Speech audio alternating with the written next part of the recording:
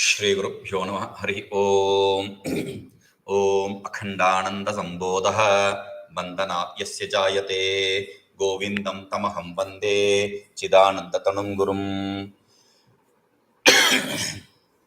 So yesterday we saw pratyabhijñāyamāna lingam atra anumāpakam smṛryamanasya sadbhāve sukham asvāpsam iti ayam.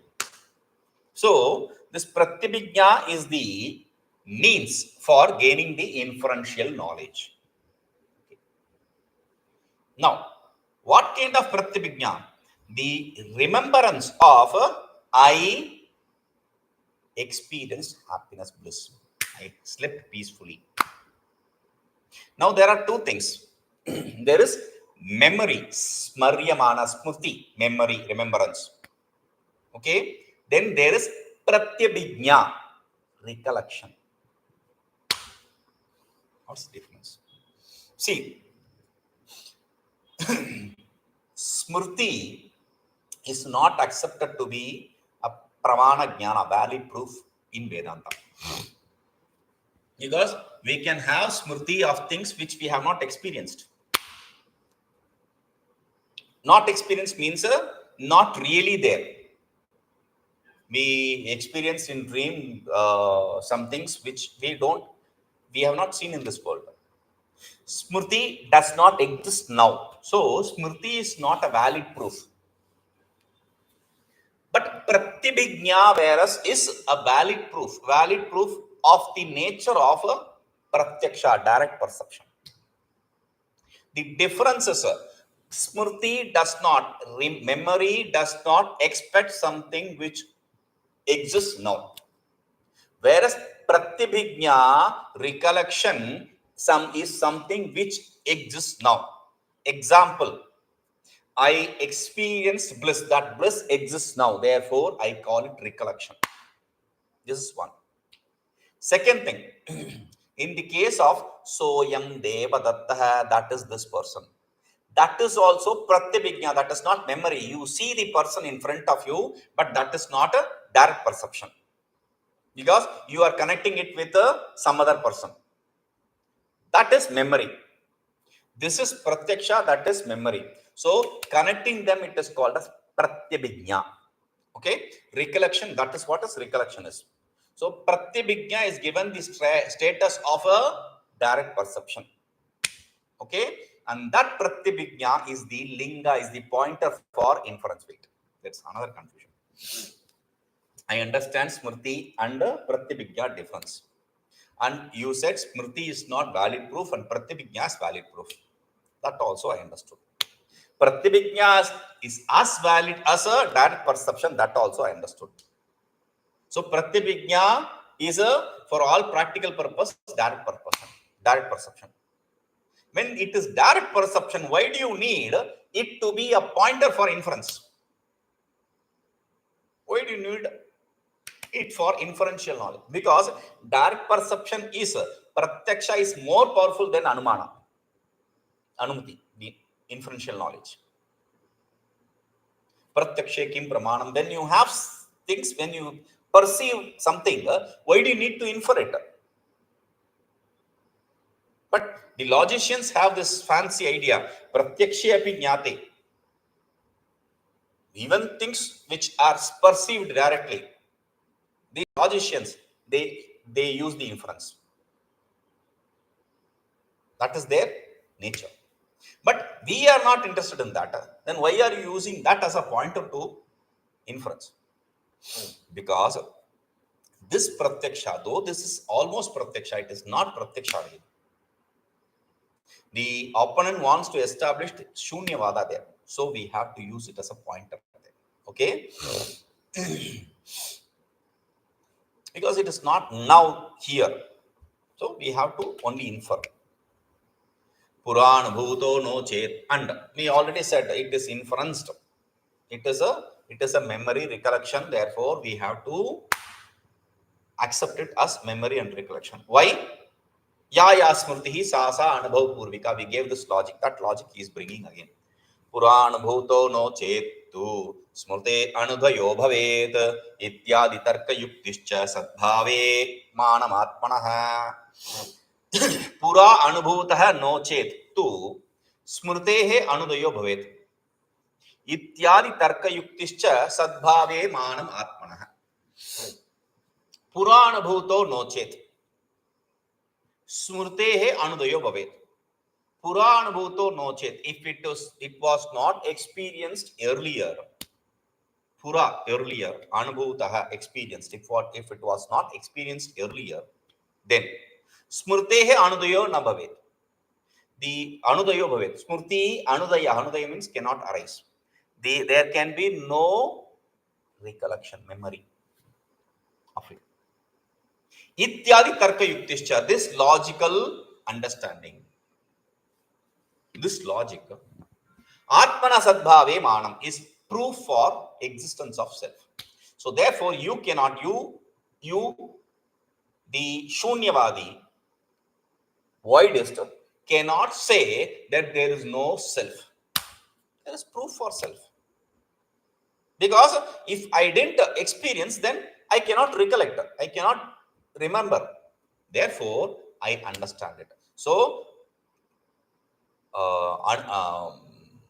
anubhava pramāṇa established yukti pramāṇa established shruti pramāṇa is only thing left so he is bringing shruti yatrātmano'kāmayitṛtvabuddhiḥ svapnānavekṣāpi tatsuṣuptam ityātma sadbhāve udīryate'tra śrutyāpi tasmācchrutiratra mānam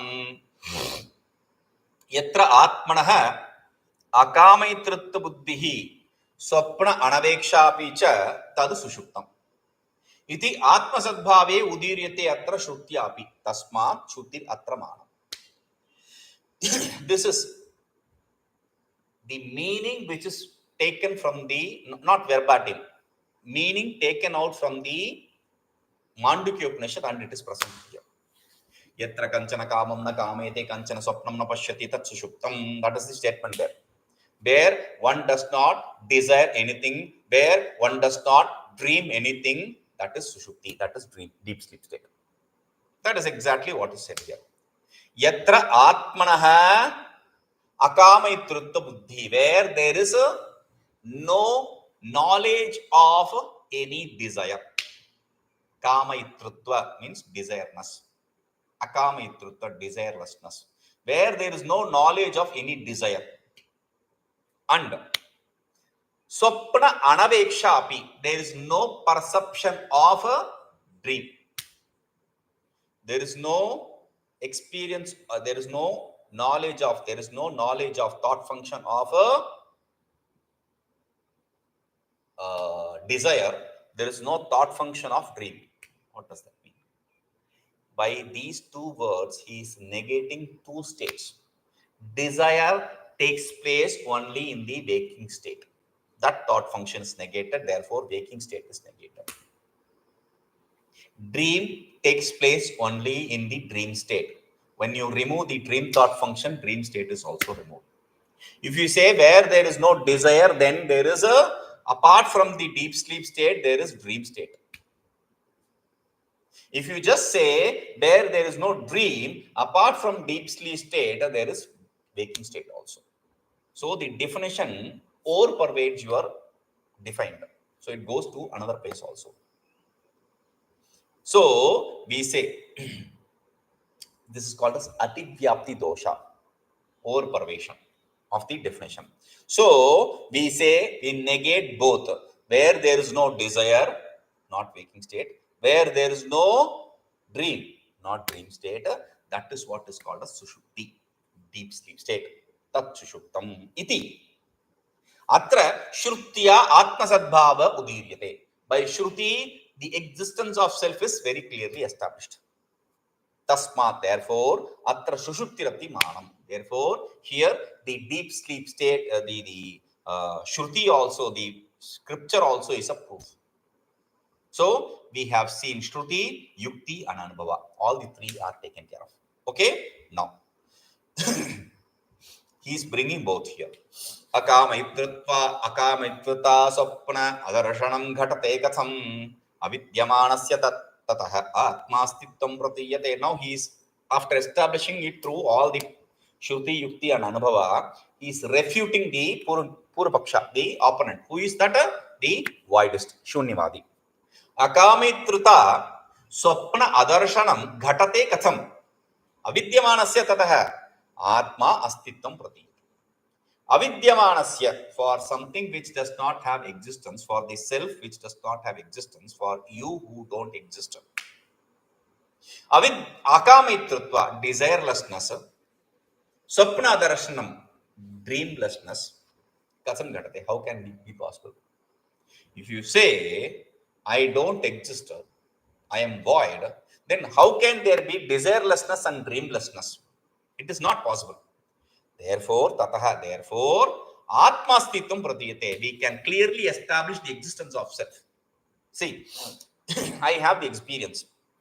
I, who was a baby, who was a youth, who was a adult, who is a middle age, who is a old age, who will become old age. So, I, the jiva, the being who exists in all these different states of my ages. Okay, the growth of body. Similarly, I have this experience. I, who am in waking state, is the one who dreamt, is the one who went to deep sleep, is the one who is in waking. So, there is a continuous existence of I in the waking, dream and deep sleep state. That I is what we are talking about as the self. So, he says, ātmāstitvaṃ pratīyate. By this logic, we can establish the existence of self. Okay. Now, by Shruti, Yukti and Anubhava, we have established the existence of self. Now, we have also by this established the self is different from the bodies, whether it is gross, subtle or causal. It is different from all these three bodies. We have also established that it is not an object of perception, any pramāṇa. It is not an object for any pramāṇa, any means of knowledge. And we also established that this self is that which exists in all the three periods of all the three states of waking, dream and deep sleep. That we established. Now, the inherent nature of the self is established as existence, knowledge and bliss. etaiḥ pramāṇairastīti jñātaḥ sākṣitayā budhaiḥ ātmāyaṃ kevalaḥ śruddhaḥ सच्चिदानन्दलक्षणः etaiḥ pramāṇaih asti iti jñātaḥ sākṣitayā budhaiḥ ātmāyaṃ kevalaḥ śruddhaḥ sacchidanandalakṣanaḥ. Etaiḥ pramāṇaih, through these pramānas of the Shruti, Yukti and Anubhava, through these means of right knowledge, which is a Shruti, Yukti and Anubhava, all these three, ātmā sākṣitayā asti iti budhaiḥ jñātaḥ. The learned ones, the knowledgeable ones, they have understood that the existence of self. How? As the witness. Sākṣitayā. Sākṣitayā, understand Sākṣitayā. Sākṣitayā means it does not have any kind of association with anything. That is being Sākshi. Sākshi is not being a witness. Don't think Sākshi, we have to translate it as witness. But it does not mean it is always witnessing something. If it is always witnessing something, it has association with something that which is witnessed, therefore there will be change in you. There will be change in self. Whichever way there is association, there is always change. Direct or indirect does not really matter. Association means change, whether there is growth or decay. Okay, so Atma is Sakshi means it is unassociated, non-associated with anything. Ayam kevalaḥ. How do you know that it is not associated? Because this Atma is a kevalaḥ. Kevala means not cheap. Some people in Tamil, kevala word is used in the sense of cheap. Kevala means alone. Kevalasya bhavaha kaivalyam. Kaivalyam means liberation. Kevalasya bhava, being alone, unassociated. Because there is nothing other than self to exist with something. There is nothing other than self. So it is kevala, it is alone, non-dual. And because it is non-dual, it is shuddha, it is pure.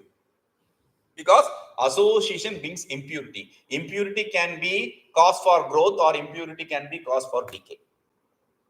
When you add water on iron, there is growth, rust. When you add something to something, then there is decay also. Acid to something, then that gets destroyed. Fire to something, that gets destroyed. So there can be growth and there can be decay with association. Since there is nothing other than the self to be associated with, therefore it is ever pure. Then Sat Chit Ananda Lakshana. Sat Chit Ananda Lakshana. It is of the inherent nature of existence, knowledge, and bliss. Chit can be understood as knowledge. Chit need not be understood as consciousness. It can be understood as consciousness also. It does not really matter. We'll understand this. So, Satyam Jnanam Anantam Brahma. The Shruti very clearly says Satyam Jnanam Anantam Brahma. Satyam, truth, Jnanam, knowledge, Anantam, bliss. We'll come to that Anandam. Anandam, he says Sat Chit Anandam. Sat, existence, then consciousness and bliss. Truth, knowledge, bliss, unlimited, or existence, knowledge, bliss. Does not really matter. Okay. Now I understood one thing. What is that? Existence, knowledge, bliss is the nature of a self. About me. We are interested. I am not interested in something. I am interested in myself, knowing myself. What about me? So he says, Sattva Chittvananda Tadi Lakshanam Pratīyate. In one line, he is establishing Pratīyate, the inherent nature of the individual self. Pratīyate means individual self. The inherent nature of the individual self is a Lakshanam, inherent nature. The inherent nature of the individual self is a Sattva Chittva Anandatadi. Sattva Chittva Anandatva. You can say Anandatva also. Does not really matter, because Tva and Ta are suffixes which are used in the same sense. Ness. We say ness or hood, etc. That is what is Tva and Ta. The difference, only difference is when you add Tva, Tvantam Klibam Talantam Striyam.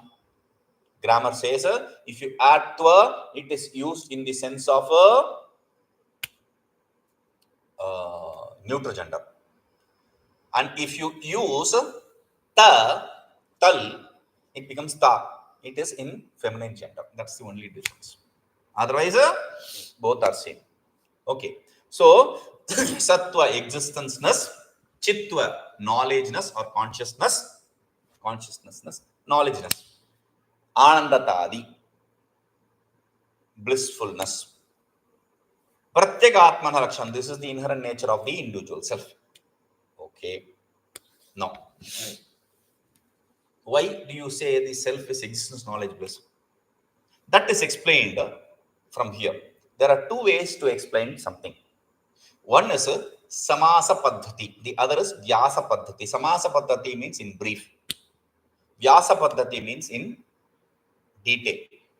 So, in which way we want to explain this, sir? So, there are two ways. First, we have to be taught that. So, Bhagavan Bhashyakara now introduces us to Samasa Paddhati, the brief way of explaining things in 1.5 shloka. And then he is taking each one of them in multiple shlokas and explaining it in detail. Vyasa Paddhati. Okay? So, kālatraye'pya sattam nityasvarupataḥ shuddha caitanya rupattam chittam jnana swarupataḥ akhanda swarupatvat anandatvam udīryate.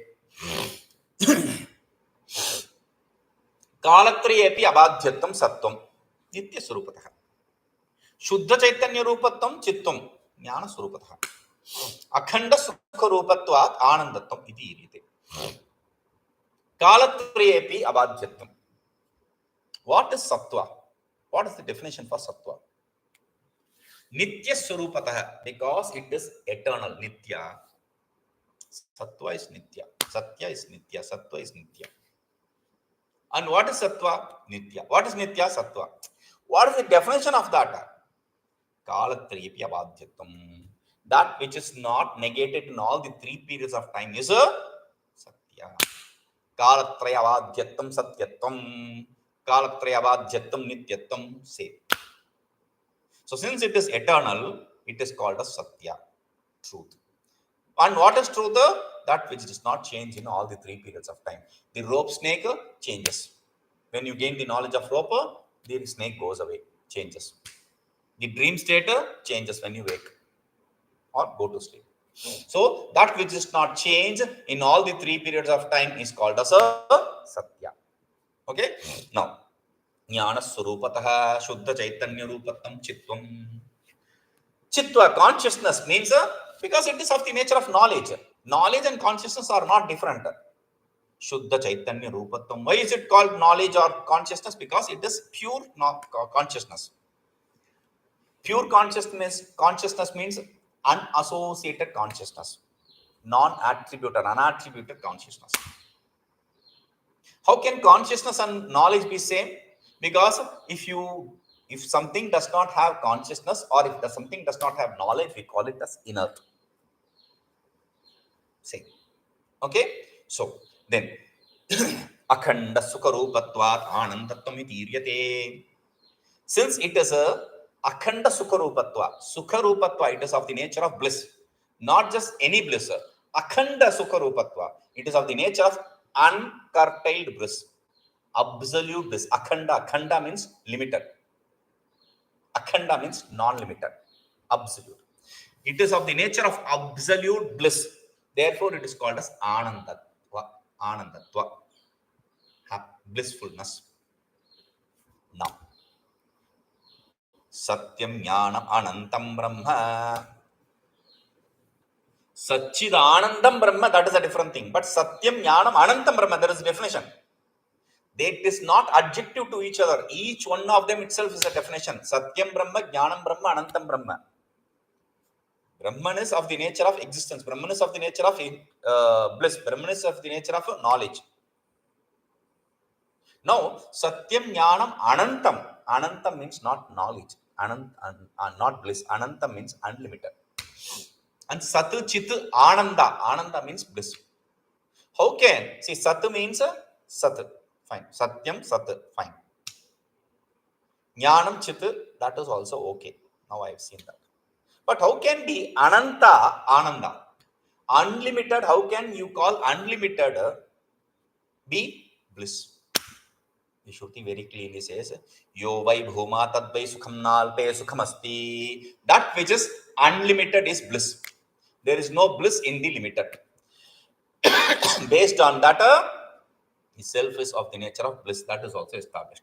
Now, after establishing the self to be existence, knowledge, bliss, in brief, now we are establishing why the self is existence in the next 6 slokas, 6 verses.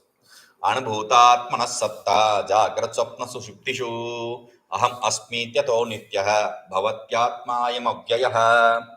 Anubhūtā ātmanaḥ sattā. Anusyuta atmana satta, you can say. Anusyuta atmana satta. Jagrat swapna sushuptishu. Aham asmi iti. Ataha nityaha bhavati atma. I am avyayah. Jagrat swapna sushuptishu atmanaḥ satta anusyuta. Anusyuta or anubhuta. Anubhuta means experience. Anusyuta means it is intertwined. There is a continuity. There is a continuity of the existence of self in the waking, dream and deep sleep. I don't see it. Yes. How do you explain it? Yes. Aham asmi iti, in the form of I exist. I who am in the deep sleep, am in the dream state, am in the waking state. I am in the dream, I am in the deep sleep, I am in the waking state. I experience that. My existence. Therefore, otherwise I will say, I who am in the deep sleep is not in the waking state or dream state. I will have to say that. I who am in the waking state is not in the dream state. That is a different person. The dreamer is a different person. The way deep sleep is a different person. I should say that, but I don't say that. I experience that. I in all the three periods, in all the three states. Therefore, Anusyuta, since there is a continuity, Ataha avyaya. For this reason, Atma is avyaya. Nabyeti avyaya. Avyaya means change, transformation, decay.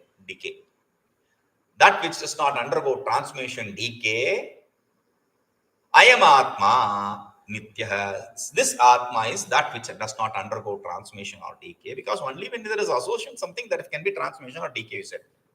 Since it does not have anything other than self, there is nothing other than self. Therefore, ayam Atma nitya bhavati. This Atma is eternal. That is established. Okay. Now again, sarvadapyasmityeva abhinna pratyay ikshate kadapi nasam naiti asmadatmano nityakamata sarvadapi asam iti eva abhinna pratyay ikshate kadapi na asam na iti asmad atmanah nityakamata. Sarvadapi asam. Let me be there always. I was there always. Whichever way you want to interpret it. Let me be there always. There should never be. Kadapi na asamiti. There should never be a state that I don't exist. I should always exist. I always exist. There is never a state I didn't exist. So, this abhinna pratyay, this one continuous thought, this one changeless thought exists. Therefore, asmat. Therefore, for this reason, Atmana nityatamata, Atma can be established to be eternal. I experience my existence in all the three states, in all the different states of my body, changeless. And never do I experience the non-existence of myself, whether it's in dream, deep sleep, or any other state or any other body. Therefore, Atma can be established as eternal. We'll see this. Om Purnamadaః Purnamidam Purnāt Purnamudachyate Purnasya Purnamādaya Purnamevavasishyate. Om Shanti Shanti Shanti.